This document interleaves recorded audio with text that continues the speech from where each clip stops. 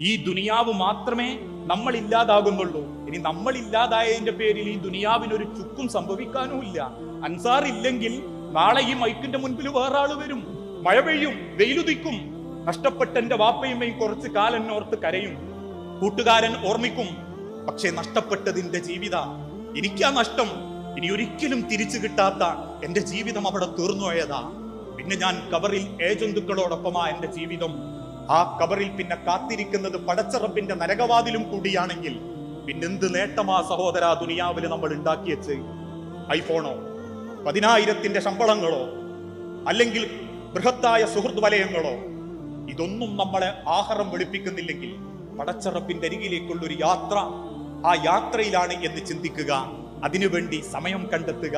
അള്ളാഹുവിന്റെ അരികിലേക്കുള്ള യാത്ര സന്തോഷത്തോടെയാവാൻ ഓരോരുത്തരും മനസ്സുകൊണ്ടൊരുങ്ങുക.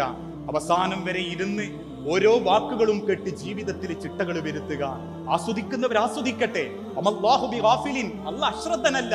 ധരിക്കാനും ആസ്വദിക്കാനും പരക്കം പായാനും ഒരു പറ്റം യുവാക്കളും കുടുംബമൊക്കെ ഉണ്ടാവും.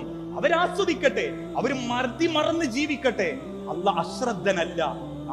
നമ്മൾ ചെയ്യുന്നതിനും അല്ലാഹ് കൃത്യമായി കണക്ക് നോക്കുന്നുണ്ട്. നമുക്ക് നിശ്ചയിക്കും, ഒന്നുമില്ലെങ്കിൽ ഒരു സമാധാനം ഉണ്ടാകും. ഞാൻ അള്ളാഹ്ക്ക് വേണ്ടി ജീവിച്ചവനാണ്. ആ സമാധാനത്തോളം വരൂല ദുനിയാവിലെ ഒരു പടവും പദവിയും പത്രാസും ആസ്വാദനവും.